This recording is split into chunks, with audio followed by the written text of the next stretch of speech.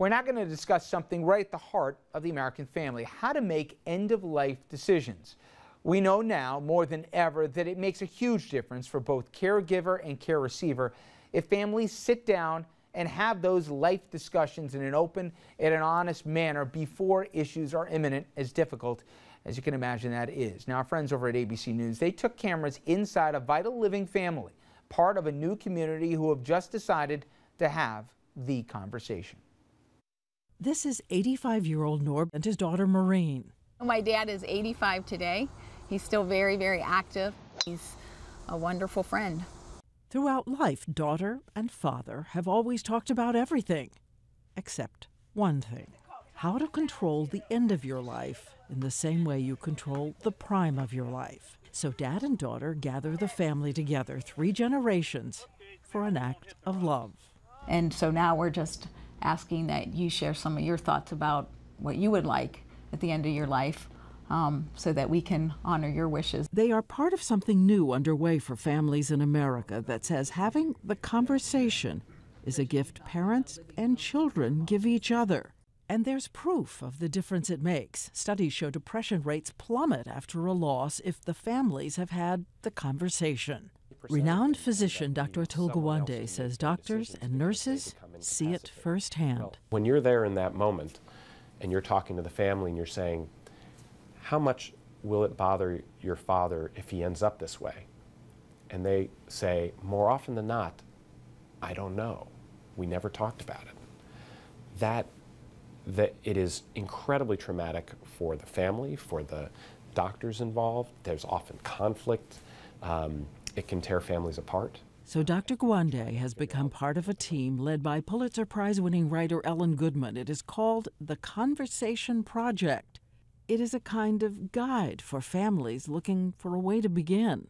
If we give them a way to talk about it and give people something to hang on to when they're afraid to start this conversation, they can do it and pass it on. Families like the Jennings. They looked over the conversation guide before they sat down together. First, there's laughter. My golf swing's still good.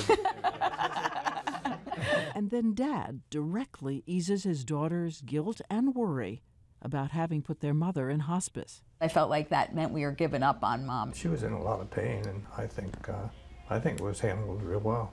And next, Maureen asks her dad for clarity on what he considers a good end to a great life. So if you were in a condition where you couldn't make decisions for yourself, how extreme would you want us to take measures to save your life versus letting you go? Well, I think I'm ready to go anytime. You know, I wouldn't prolong anything. I mean, I've lived a great life. Pretty lucky. And because of you guys, you know. And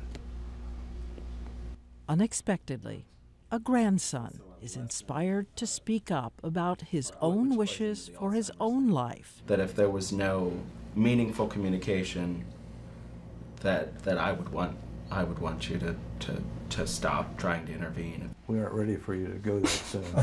Well, we're not ready for you to go that soon either, so. And one by one, the others weigh in, all ages. Don't do that. Happy birthday, dear Grandma. And with that, another family has joined a kind of estate planning for the heart. Go.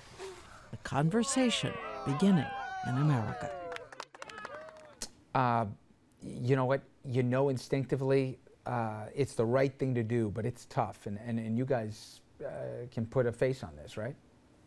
I know, well, both of us can. But, one situation that was good, one that wasn't. When my mother-in-law, who was like my mother, she had throat cancer. And thank God, my wife was able to be in the bedroom with her. All of us were in the house. And my wife was able to actually be in the room as she took her last breath. I don't deal with death well. When my mom passed away, I remember her eyes, she had had a heart attack. When she was healthy, she would say to me, if anything ever happens, boy, don't let them take me to Lincoln Hospital. Right. And of course, I'm on television at the time. She has a heart attack. She's taken to Lincoln Hospital. She's in the hallway and not receiving, and then boom. I get there, her eyes are taped shut. It's not a pleasant thought. Tubes are everywhere. and I'm praying to God, and they saying, Mr. Carter, you know, we want you to sign this resuscitator, do not, right. and I'm almost on my knees, and I'm like, God, why are you doing this to me? I'm not you. Why are you putting me in this position? Super Bowl Sunday, I get the phone call, Mr. Carter, you better get here real fast. I arrived just like on television. The doctor said, go into this room. I walked into the room, and I wanted to cry. And he said, I'm sorry, she's gone. And so God made the final decision, and I didn't have to, so. I mean, it's a very important decision, and I think that it's very important that families do get together and have the conversation, because I know that when we had put my father on, you know, sort of hospice care over the last 72 hours of his life, it was the best decision we made, because he was struggling, he had a tube in, he kept pulling it out, and it was very tough for my mom, but I think looking back on it, he went so peacefully and with such loving care, that's exactly what I know that he would have wanted. I mean, if we talked on the break, is that knowing where your family members would like to be buried, and in what situation would they like to be buried. Now, there are friends of mine who's like, I'm dead, I don't really care. But I think that for the family, it's equally important that they're part of that conversation. It's also important to get the entire family on board and agreeing to the same thing. I mean, we hear all the time about families in dispute, and I think this conversation in part stemmed from a case in New York where there was a division as to what was going to happen with somebody who was I always found that on death's door. unseemly here. Well, you saw that with and the I understand Kennedys. why it happens, but my gosh, But you saw that with the Kennedys Yeah, recently, you where did. they buried his wife and then they dug it. I mean, that just is so unseemly. The last thing you want is a family split where they're fighting over what to do or what not to do, or worse still, this thing goes in front of a judge, and we've seen how many of those high-profile cases have we seen in recent years. It is tough for that conversation, though. You know, but you're right. I haven't heard one person say after the conversation they regretted having it. No, I agree. All right. We're going to be right back, everybody. Please stay with us.